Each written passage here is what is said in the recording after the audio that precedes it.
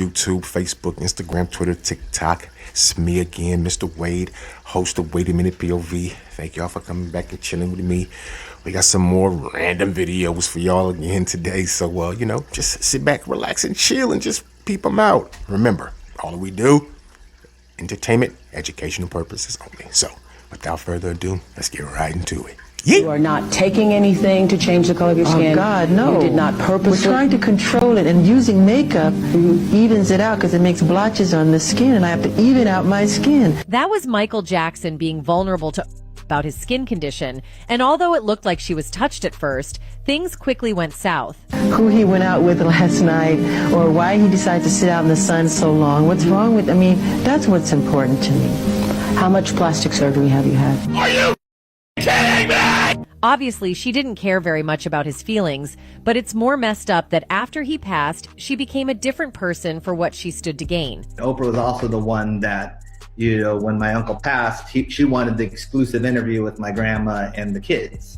And I was there, and she was talking about how Michael was misrepresented. It also turns out that this was one of many times she'd pulled a stunt like this. And she's done that to our family many times. And so we have a different view of Oprah than everyone else does in that sense, because, we've been hurt by her many times in the past. Through time, several people have been famous for different things. Many were for being rulers, which makes sense because they were always in the news, but not everyone needed to rise to power to have their name on the lips of everyone in the world. And Michael Jackson was one of those people. Incredible vocalizing abilities aside, Jackson created dance moves that people couldn't even dream of before his time, and in the process inspired so many other people to also create their own breakdance routines. However, the vocalist's goodwill did not end with just inspiring some of our current greatest dancers to pick up dancing classes. It also made a couple of people in the entertainment world. A lot of names probably came into your mind instantly right now, but the person I'm referring to is arguably one of the present world's most controversial hosts.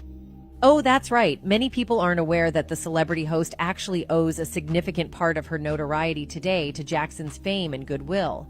But while the man seemed to have nothing but love for her when he was alive, it seems she had plans of her own all along. Although most people aren't aware that they have a history together, the ones that are aware know that the woman almost certainly had her own plans right from the beginning. Michael, with his wide smiles and beautiful laughter, would have you thinking he wasn't paying attention. But in reality, the man had seen what the host's goal was from a mile away. Although he tried to warn the world about what she was after, it seems the public was too focused on her stories to see the reality. Now, it's been almost a decade and a half since he left the world. The truth of his warnings is finally seeing the light of day.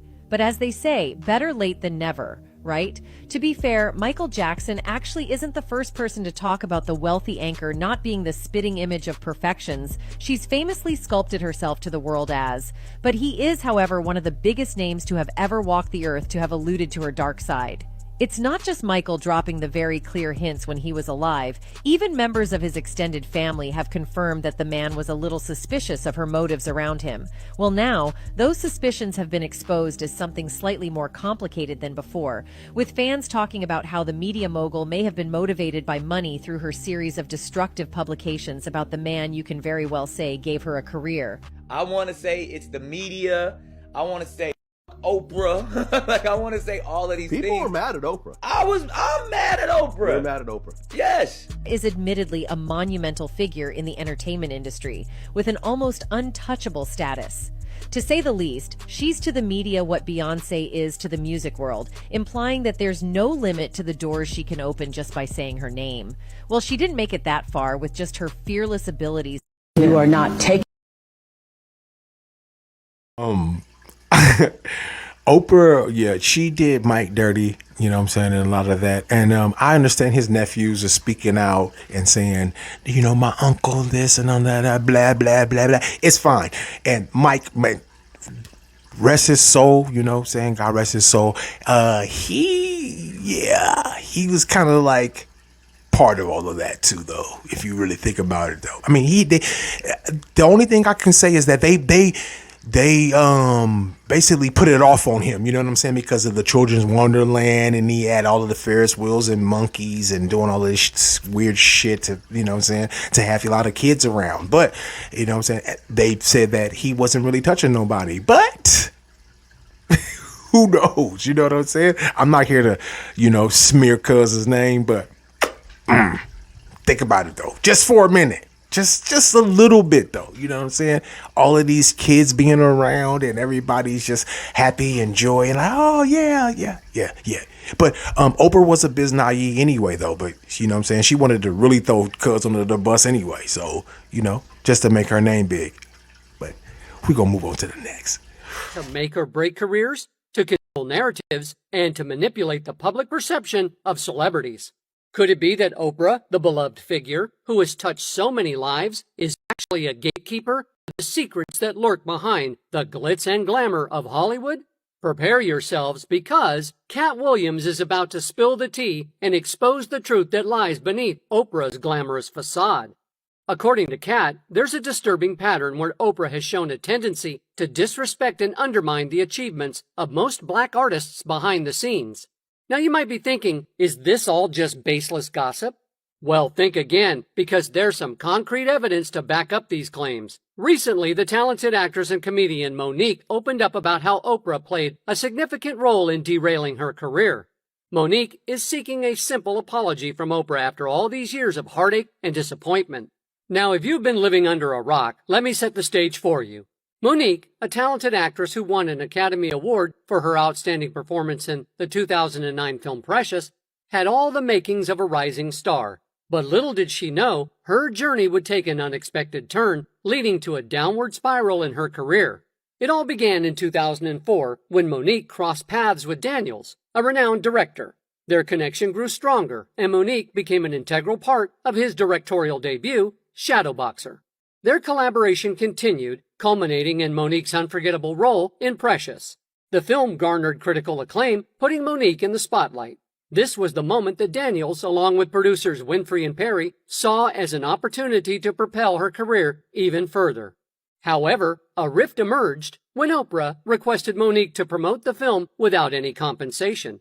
Understandably, Mo'Nique, with her own family to support, couldn't accept such an arrangement. Things took a bad turn with Winfrey when, just a month after the award show, she had a special episode of The Oprah Winfrey Show featuring Mo'Nique's family, but not Mo'Nique herself. Here's the twist. Mo'Nique and her family weren't on good terms because of some terrible things that allegedly happened to her at the hands of her brother. Before the episode was recorded, Winfrey called Mo'Nique and dropped a bombshell. Her brother, Gerald Imes, wanted to say sorry for what he did to her when they were kids. Mo'Nique didn't want any part in the episode, but she reluctantly agreed to let it go ahead. When the episode aired, it didn't just have Mo'Nique's brother talking, but also her mom, dad, and another brother. They all played down the seriousness of what Mo'Nique went through, according to THR. This hit Mo'Nique hard because she thought Winfrey knew she had a rocky relationship with her mom and wouldn't have allowed her to be on the show. I shared with her that me and my mother was not talking. I shared with her we were in a really bad place. I shared with her I was hurt. And, trying to... Because she didn't have to call me up. She didn't have to say my brother was coming. She could have just ran with shit and let it happen. I d***ed her for that. Now I begin to see commercials with my brother, my mother, my father, and my other brother. Now, the reason why that means so much is because in the conversation we had about my brother, we then went deeper. One thing I can say about Mo'Nique, she be crying so much. She's just like this crybaby all over the internet, and she's like, "But why don't you think that you just shut up sometimes?" We get it. We understand. We understand. But the only reason why I keep posting about this little dirty ass broad because like y'all making her disappear, like those kids in Maui. Yeah. And those kids in her little school. Yeah. Disappear. Let's move on to the next, man. Is it a three-way sexual relationship? Sexually? Well, first of all, I'm not here to talk about my personal life. Okay. And I would never share with no one what I do in or outside of the bedroom. And as a woman, I'm sure you would not either. Yes. No, I wouldn't, but okay, then. No, you're next right. Question. No, you're right. I would not, but this is a very different circumstance. It's not a different circumstance. There are people all over the world who have multiple girlfriends. Damn! When you first came out, and you said what you said, you know, in regards to Gail. Yes. My heart dropped. I felt like not only were you talking to Gail, but you were talking to me. I was like, oh no, Snoop has now taken his power flow away from me, away from Willow, away from my mother. Right? I was like, oh, if this is what's happening, I was like, not Snoop. Right. Right? And so that's one of the reasons why I felt like I really wanted to have the conversation with you in the spirit of healing. I wanted to make sure that what I said was said the right way, and I wanted to make sure that the message was across that we love Kobe and be respectful of Vanessa and those kids. Yes. That's what the whole intent was. Right. To protect that woman and them babies over there because she's still grieving. Yeah. And let's give them that respect. Right. Yeah. The way Snoop was looking like at the red door. Why was he even there? Like with her, like who is she? She's not even nobody. And then Jada's thinking she made it all about her. That's what she made it about. When you feel that, I would just shut your ass up. Like nobody was talking about you. I don't care how you felt because like, come on, man. And then Snoop doubled down. He was like, yeah, I didn't mean to. Shut up, man, for real. Because you, like I said in the last one, you thought they were going to kick you off of that Martha and Snoop doing, you knew that was going to make you lose a lot of money. Right? Right. When he asked me to get married, he was at Rikers. And I knew at that time that, he needed somebody to do time with him, which I was going to do anyway. You didn't have to marry me to do time. Right? I'm here. Now you see why we love you. And then to, like he needed a rock. He needed, because of our friendship and because of everything we had been through together, he just wanted to feel that solidified foundation. But let's look at the facts here. Tupac started serving his prison sentence at the Bellevue Hospital prison ward in January 1995, before moving to Rikers Island on February 14th. And then on March 8th, 1995, Tupac was transferred to Clinton Correctional Facility, a maximum security state prison located in the village of Dannemora, New York. So this means that Tupac spent a total of 3 weeks at Rikers. Now, Jada specifically said in her interview that she visited Tupac at Rikers. When I go to see him in Rikers, probably one of the more painful parts, seeing him there, the condition that he was in, and having to leave him there. But as one TikTok user pointed out, when Tupac went to Rikers, he was already engaged to his girlfriend, Keisha Morris. So prior to going into Rikers, Tupac already had a girlfriend named Keisha. He proposed to Keisha, her words, in a September 2011 interview.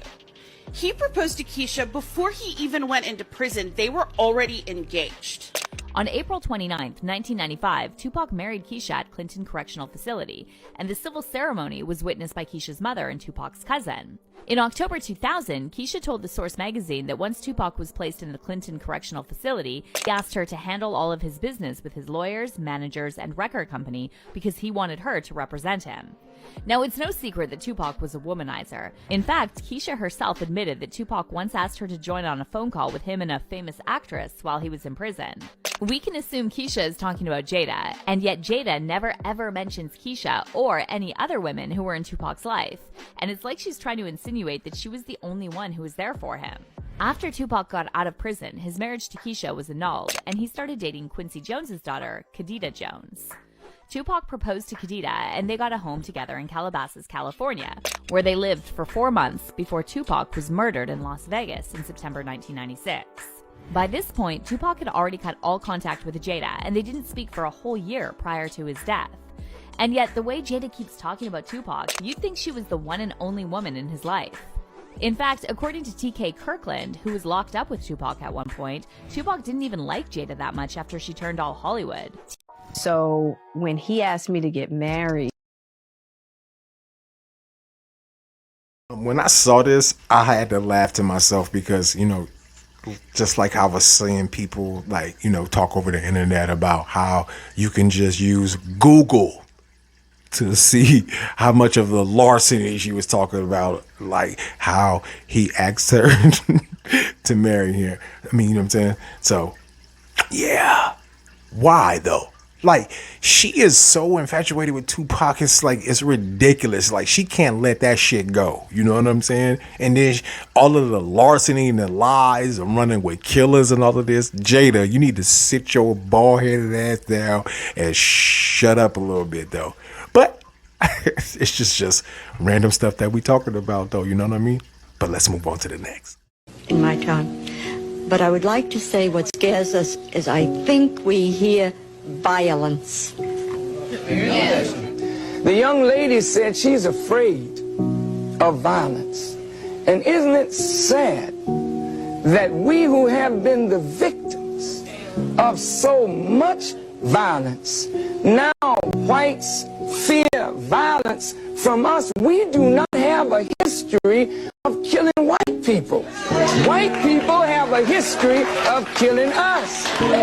See? And what you fear, may I say this, sir? What you fear, and it's a deep guilt thing, that white folks suffer. You are afraid that if we ever come to power, we will do to you and your fathers what you and your people have done to us. And I think you are judging us by the state of your own mind, and that is not necessarily the mind of black people. What he said was truth. That's all we have to say. That's how people think, you know what I'm saying? And I'm not saying just white folks, but people who are not of our skin color. You know what I'm saying? So, You constantly speak of injustice in the country. Look at the injustice that you're doing to these people. Let America be the way it should be. What do you want to separate everyone for? What is the purpose of that? That's not this country.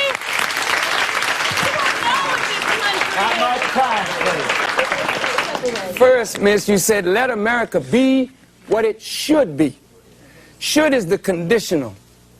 And the conditions now, ma'am, the conditions are that America is separate. You have 2 million Indians on reservations, Indian women being sterilized. You have 30 million blacks unemployed, unemployable. Whites and Jews and all different kinds of people, not just blacks. Miss, I gotta say this.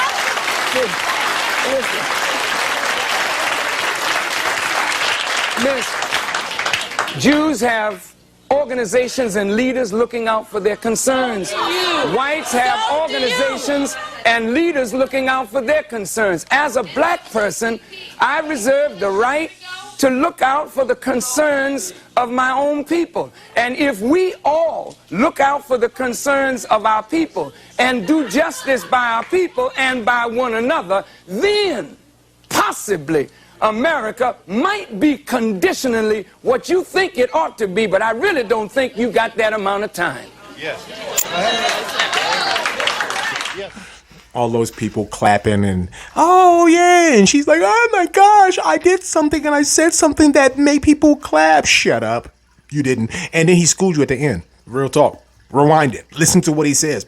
Because she don't have that type of time, right? And then she's shaking her head. That shit all looked like acting to me, for real though. I hated Phil Donahue show. That shit was so whack. Like, and he was one of the biggest racists there was, though. So stop playing over. Only reason why we probably watched him because back in the day we only had like 12 channels.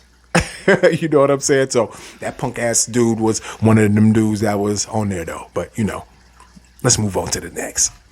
As you watch this video, this happened just a few hours ago here on the eastern side of El Paso, and you can see behind the large border wall, and beyond it, several hundred more yards before you get to the Rio Grande. And beyond that, which you really can't really see from this vantage point, is another long line of chain link fence, razor wire that has been put in place by Texas National Guard soldiers over the last several months.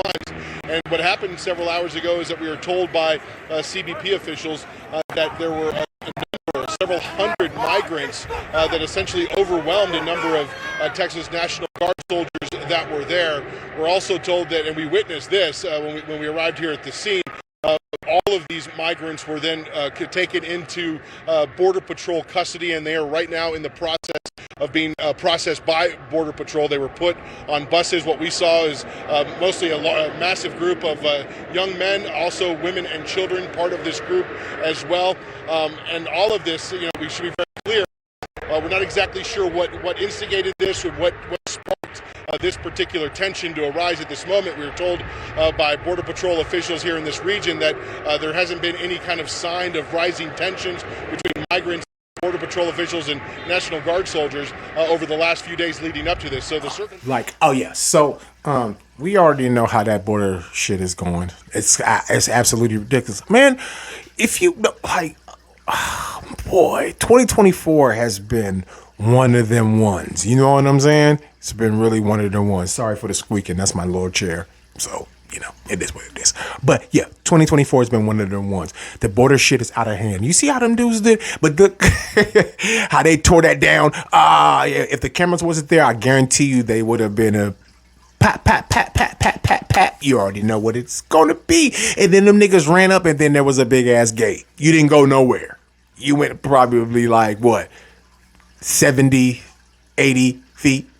That was it. And you ran into a big ass wall. For real. Yeah, like I said, if those cameras wasn't there, it would have been a big problem. Yeah. But this is the videos for the day. This is Wait a Minute POV. Thank y'all for coming back and chilling with me. I'm your host, Mr. Wade. Remember, subscribe, comment, share. All of that stuff is all good. And the algorithms and blah, blah, and whatever. Just come back and watch. That's all I got to say. I'm going to see y'all on the next go round. Yeet! I only know one way.